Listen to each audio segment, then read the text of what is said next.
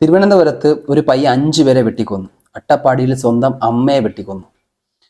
അതേപോലെ ജന്മം നൽകിയതിന് അമ്മയ്ക്ക് ശിക്ഷ നൽകിയ മകൻ. അങ്ങനെ കേരളത്തിൽ ഇന്ന് കേൾക്കുന്ന കഥകൾ സത്യം പേടിപ്പിക്കുന്നതാണ്.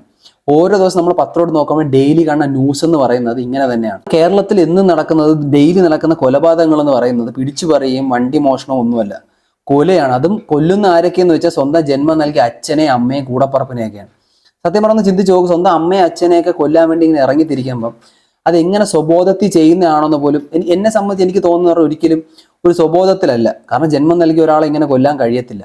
ഇത് പലരും ലഹരിക്ക് അടിമയായിട്ടും കംപ്ലീറ്റ്ലി അതിലോട്ട് അങ്ങ് പോവുകയാണ് ലഹരി എന്ന് പറയുമ്പോഴത്തേക്ക്.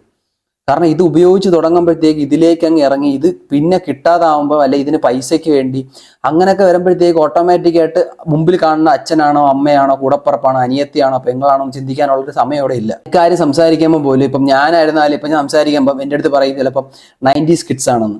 ഈ 90s കിഡ്സ് അല്ലെങ്കിൽ ഇതിനെതിരെ സംസാരിക്കുന്നതെല്ലാം അല്ലെ തന്ത വൈബ് എന്ന രീതിയിൽ മാറ്റി തിരിച്ചൊരു സൊസൈറ്റിയാണ് ഇപ്പോൾ നമുക്കുള്ളത്. കാരണം ഇതിനെ സംസാരിക്കും. കാരണം ഇപ്പം ഇൻഫ്ലുവൻസേഴ്സ് ആയിരുന്നാലും ഒരു സോഷ്യൽ മീഡിയ ആയിരുന്നാലും ഇൻസ്റ്റാഗ്രാം എടുത്താലും അതിൽ ഈ പറഞ്ഞ ലഹരി അല്ലെങ്കിൽ ഡ്രഗ്സ് എന്ന് പറഞ്ഞാൽ നോർമലൈസ്ഡ് ആണ്. നിനക്ക് വേണമെങ്കിൽ ഉപയോഗിക്കുക, ഇല്ലാത്തവർ അതൊക്കെ നോർമലൈസ്ഡ് ആയിരിക്കും. കുറെ ഹൈപ്പ് കാണിച്ചും മറ്റേ കുറെ തീയും അതും ഇതുമൊക്കെ ഇട്ട് ഇതൊക്കെ ഒരു വലിയ സംഭവമാക്കി തീർത്ത് അങ്ങനത്തെ സൊസൈറ്റിയാണ് ഇപ്പം നമ്മൾ നിലവിൽ പൊയ്ക്കൊണ്ടിരിക്കുന്നത്.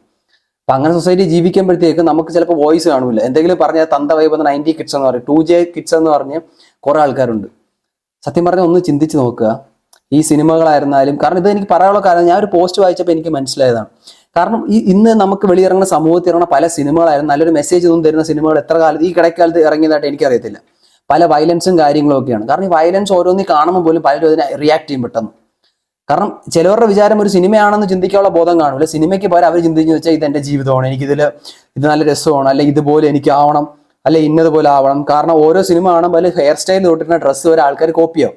ഇക്കാലത്ത് ആ സിനിമ കാണുമ്പോൾ അതുപോലെ ആവണമെന്ന് പറഞ്ഞാൽ ബിഹേവിയർ വരെ കോപ്പി അടിക്കുന്ന ആൾക്കാരാണ് ഇപ്പം. അപ്പൊ അങ്ങനെ ആകുമ്പോഴത്തേക്ക് വയലൻസ് പോലും കോപ്പി അടിച്ചാലും കാര്യങ്ങൾ ചെയ്യാൻ വേണ്ടി ശ്രമിക്കുന്നത്. ഒബ്വിയസ്ലി അതാണ് ഇപ്പൊ നടന്നുകൊണ്ടിരിക്കുന്നത്. എൻ്റെ ഒപ്പീനിയൻ എന്ന് പറഞ്ഞാൽ സത്യം പറഞ്ഞാൽ ഇത് ഇപ്പം എന്തായി തീരുമെന്നോ ഇത് എങ്ങനെ ആവും എന്നുള്ളതൊന്നും അറിയത്തില്ല. കാരണം എനിക്ക് പോസ്റ്റ് വായിച്ചപ്പോൾ പറയണമെന്ന് തോന്നി. കാരണം ഇന്ന് കേരളത്തിലെ ഡെയിലി ന്യൂസ് എന്ന് പറയുന്നതാണ് ഒരു പിടിച്ചു പറയുക മോഷണത്തിനപ്പുറത്ത് ഇപ്പം നമ്മൾ കാണുന്ന ഏറ്റവും വലിയ ന്യൂസ് എന്ന് പറയുന്നത് അമ്മയെ അച്ഛനെയും കൂടപ്പറപ്പിനെയൊക്കെ ഒരു ദാക്ഷിണ്യം ഇല്ലാതെ വെട്ടിക്കൊല്ലുക. അതും കൈ കിട്ടണ വാള് കത്തി അങ്ങനെയൊന്നുമില്ല. ദാക്ഷിണ്യം ഇല്ലാത്ത രീതിയിൽ നമുക്ക് കണ്ടു നിൽക്കാൻ പറ്റുന്നില്ല. കാരണം ഇന്ന് കേരളത്തിൽ നടക്കുന്ന ഇത്ര ഇങ്ങനത്തെ ഒരു കേരളം ഞാൻ ഇതുവരെ കണ്ടിട്ടില്ല. കാരണം ഇങ്ങനെ രീതിയിലുള്ള ഡെയിലി ഒരു ട്രെൻഡ് പോലെ മാറിക്കൊണ്ടിരിക്കുകയാണ്. ഇനി എന്താണുള്ളത് എന്ന് നമുക്ക് കണ്ടറിയാനേ പറ്റുള്ളൂ.